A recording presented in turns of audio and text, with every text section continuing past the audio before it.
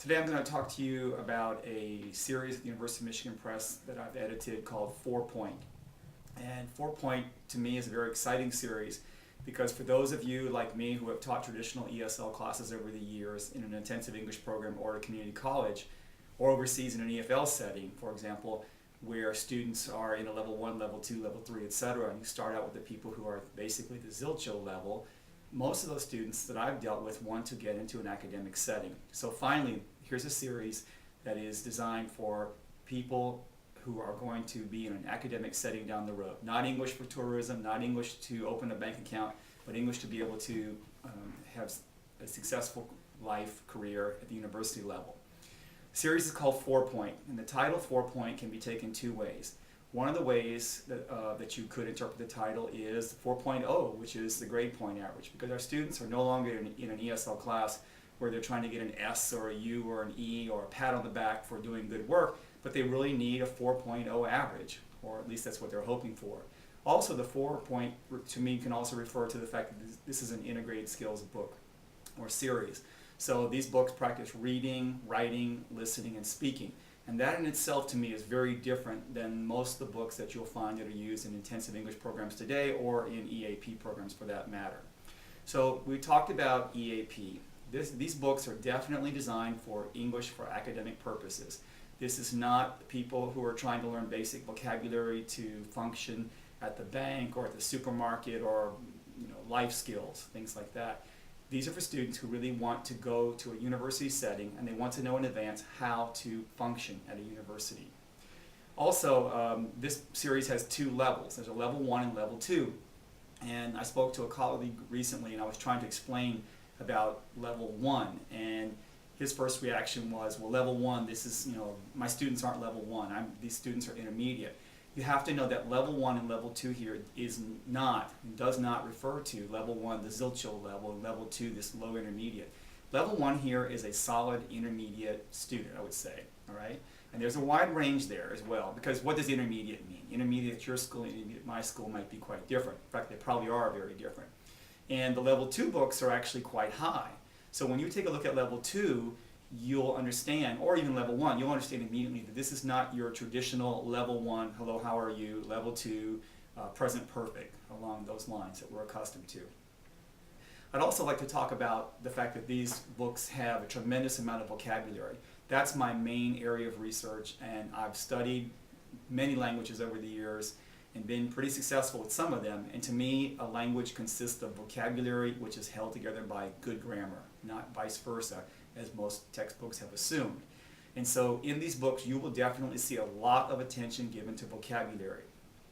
For example, in the reading-writing books, you take a look at the readings. Some of you may see that the readings are shorter than you might imagine in an EAP kind of textbook. But if you take a look at the vocabulary in these readings, you will immediately see that these books, the readings in these books are truly difficult. For example, let me talk just for a short amount of time about Book 2 in the reading writings part of the series. Book 2 is really tough. In fact, I really like this book that Larry has done. This is one of the most difficult reading, but real kinds of reading materials that you will find out there on the market. Yes, you may find a book that's more difficult, but you'll soon realize this is way difficult. It's too difficult. Larry's materials in Book 2 actually are at the optimal level that our students would want to be before they actually enter a university. I guess I should also add here that the students, the students I'm talking about who are in intensive English programs or maybe in lower levels at a community college, their English is fairly good.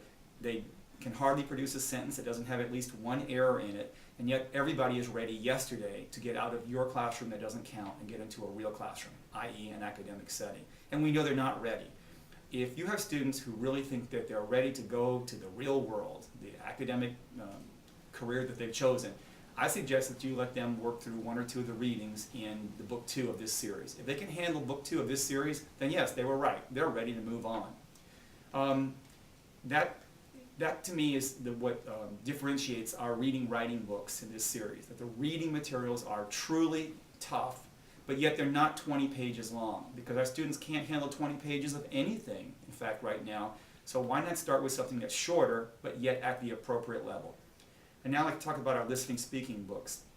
Listening speaking books are, to me, really exciting because right now I'm actually teaching a low intermediate ESL, not EAP, but ESL course for students who do intend to enter the university down the road. My students they think, are ready to go. Their vocabulary is so low, their pronunciation is so weak. There is no way they could possibly function with English-speaking students in a business class, for example, that have to work on case studies or group projects. And yet they think they're ready to go. Well, how do you practice these skills in the traditional ESL class? We put our students in pairs or small groups to work with other non-native speakers, so you almost have a case of the blind leading the blind in some ways here. But with this book, what you will find is that there are audio clips and video clips of native speakers interacting with native speakers, yet it's not the traditional, hello, how are you, fine, thank you, or, oh, what a nice shirt you have, where did you buy that, which is designed to practice simple past tense instead of practicing something real. What you're going to find in the audio clips and in the video clips, you're going to find, in the video clips especially, native speakers, students at a university, simulating what really happens in small group work, what happens in large group work, or what happens in an actual classroom setting. One of my favorite scenes involves 4 students sitting around that are supposed to be working on a group project that they've been assigned, and obviously the end result is going to be that the 4 students are going to end up with 4 detailed tasks. For example, person A is going to do this and B is going to do that, etc. But how do you arrive at that? In traditional ESL textbooks, this would be done in a very contrived conversation or listening passage, where so-and-so says, hello, how are you? Fine, thank you. Oh, what's your assignment? I'll do this. Or why don't you do that? And the show is over. But as you'll see in the video clip of 4 native speakers interacting, it is never that nice and clean. In fact, there's a lot of banter back and forth between the native speakers, a lot of vocabulary. And again, this is where this series, I think, differentiates itself from others. There is tremendous attention given to vocabulary. It's not just glossed over. We don't pretend that it's not there, and we don't take it out. We leave all of these idioms and cultural notations, and we explain those to the students, and we expect them to learn these phrases because these are some of the most commonly used phrases in that kind of setting. So again, to recap, the series consists of 2 levels, a level 1 and a level 2. Level 1 is not your basic beginning level. Level 2 is not lower intermediate. It's much higher than that. The listening speaking book contains audio and video components, and especially, I think my students I know like watching those video clips. In this day and age, they are no longer content to have the teacher simply play an audio recording or have 2 students read a conversation in poor English and poor English. They want to be entertained a little bit, and these books, the listening speaking books, come with audio and visual clips to help you entertain your students and teach them at the same time. The reading writing books contain good skills practice in reading and in writing, but I really like these books for their reading component. What ties, to me as a vocabulary researcher, what ties all 4 of these books together is the nature of the books. It's truly English for academic purposes with academic language, and that definitely includes a solid focus on academic vocabulary. I hope you enjoy working with them.